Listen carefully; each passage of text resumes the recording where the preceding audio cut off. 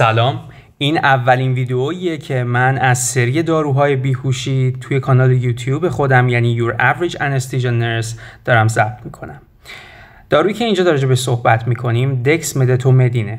دارو میاد روی گیرنده های آلفا 2 که بخشی از گیرنده های آدرینرژیک هستن اثر میذاره. باید بدونم که این گیرنده ها عموماً به صورت مهاری عمل میکنن. برای اینکه بفهمم دارو چجوری کار میکنه باید اول با فیزیولوژی عادی آشنا باشم تا بفهمم دارو کجا اثر میذاره. در حالت عادی از یک پایانه عصبی آدرینرژیک من نورپینفرین که ترانسمیتر اصلی توی گیرنده های آدرینرژیکه آزاد میشه، یعنی توی سیستم آدرینرژیک آزاد میشه و اثر خودش رو القا میکنه.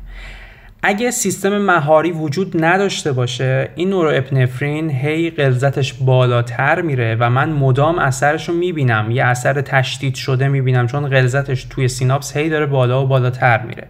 پس باید مکانیزمی وجود داشته باشه تا بتونه جلوی ترشح بیش از حد نورپینفرین رو بگیره. در حالت عادی زمانی که نورپینفرین آزاد میشه به فضای سیناپتیک، مقداری از این نورپینفرین میاد میشینه روی گیرنده های آلفا 2. ببینید گیرنده های آلفا 2 ساب تایپ های مختلفی دارن A و B و C که برای من اهمیتی نداره. من در کل فقط در این حد باید بدونم که گیرنده های آلفا 2 یک مکانیزم مهاری رو فعال میکنن. پس وقتی داروی من میاد میشه نورپینفرین که میاد میشینه روی این گیرنده، خود نورپینفرین میشه پس آگونیست این گیرنده، لیگاند این گیرنده در حقیقت میاد وقتی میشینه روی این باعث میشه که دیگه وزیکول هایی که حاوی نورپینفرین هن نورپینفرینشون رو آزاد نکنن به فضای سیناپتیک.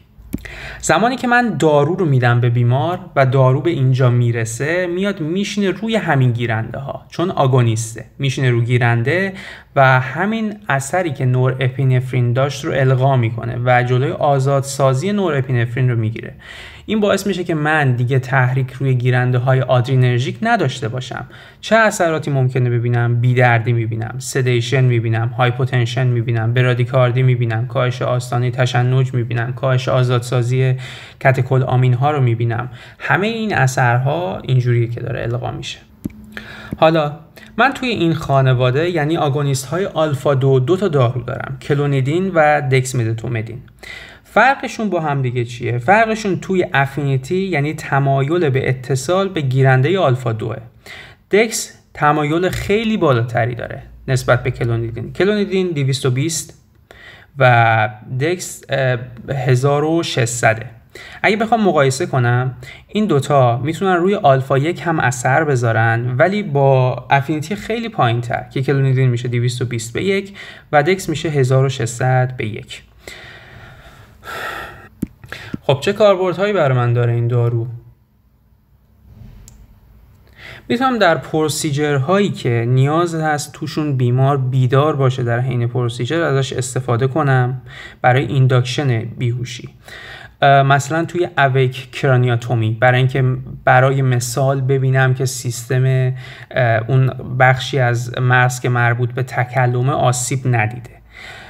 برای سدیشن های کوتاه مدت و بلند مدت. هرچند کتاب گفته که یعنی اون چیزی که FDA فعلا اپروف کرده برای 24 ساعته که بیشتر از این دیگه استفاده نکنیم، ولی مطالعاتی بوده که تا 30 روز هم اومدن استفاده کردن.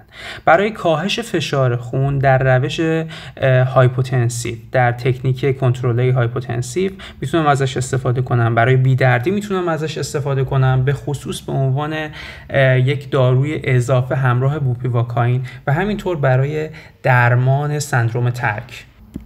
در مرحله بعدی میریم سراغ دوزبندی دارو. اگه برای اینداکشن بیهوشی بخوام ازش استفاده کنم، اگه برای هایپوتنسیو تکنیک بخوام ازش استفاده کنم 1 میکروگرم پر کیجی در 10 دقیقه به عنوان اینداکشن و نهایتاً بعدش میام مینتیننس میدم 0.2 تا 0.5 میکروگرم پر کیجی در ساعت. ولی اگه بخوام به عنوان پری مدیکیشن استفاده کنم برای سدیشن میام 0.5 میکروگرم پر کیجی در 15 دقیقه به مریض تجویز میکنم. این تایم برای من اهمیت خیلی زیادی داره. حالا اینو توی بخش ساید افکت من بیشتر میام توضیحش میدم. ساید افکت هایی که میده برادیکاردیه، ولی بدونم تاکیکاردی هم ممکنه اتفاق بیفته. هایپوتنشنه، ریباند هایپرتنشنه. این ریباند هایپرتنشن یعنی هایپرتنشنی که برمیگرده بعد درمان. خب این به خصوص در افرادی اتفاق میفته که اینا خودشون فشار خونی بودن از قبل و یک عامل دیگه‌ای که میتونه باعث اتفاق افتادن این بشه اینه که من دارو رو به سرعت قطع کرده باشم. یعنی من اگه بخوام این دارو رو قطع کنم، اون دوز اینفیوژنش رو باید پله پله اینو کاهش بدم. اگه یک دفعه ببندم، ریباند هایپرتنشن به احتمال خیلی قوی اتفاق میفته. بعضی آریتمیا هستند مثل AF، یعنی به خصوص AF، ولی در کنار AF آریتمی های بطنی هم ممکنه اتفاق بیفتن. و نهایتا هایپرتنشن با دوزهای خیلی بالا. یعنی چی؟ یعنی من دوزهای بالا بیام بدم، به جای اینکه توی مریض هایپوتنشن ببینم، هایپرتنشن میبینم، به خصوص زمانی که من اون 10 دقیقه یا 15 دقیقه رو رعایتش نکنم. در اون صورت احتمال اینکه من هایپرتنشن ببینم به شدت بالاست.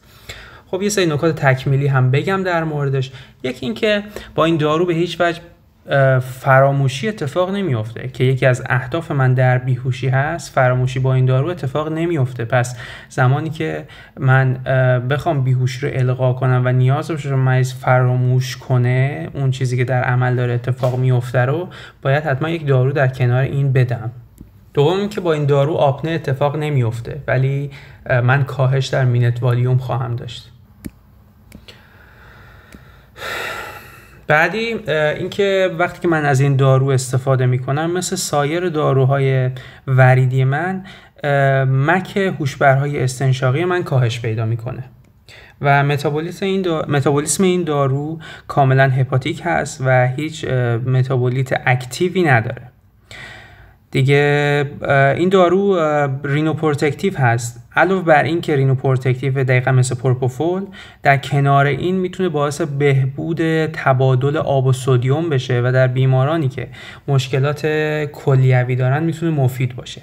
نکته آخر این که این دارو ممکنه که در بیماران به صورت خیلی مختلفی اثرات خودشون نشون بده. من میتونم داخل یک بیمار با این دارو کاهش شدید فشار خون ببینم، کاهش شدید ضربان قلب ببینم، ولی ممکنه که در یک بیمار اصلا این آثار دیده نشه و برای اون بیمار اصلا افکتیو نباشه این دارو.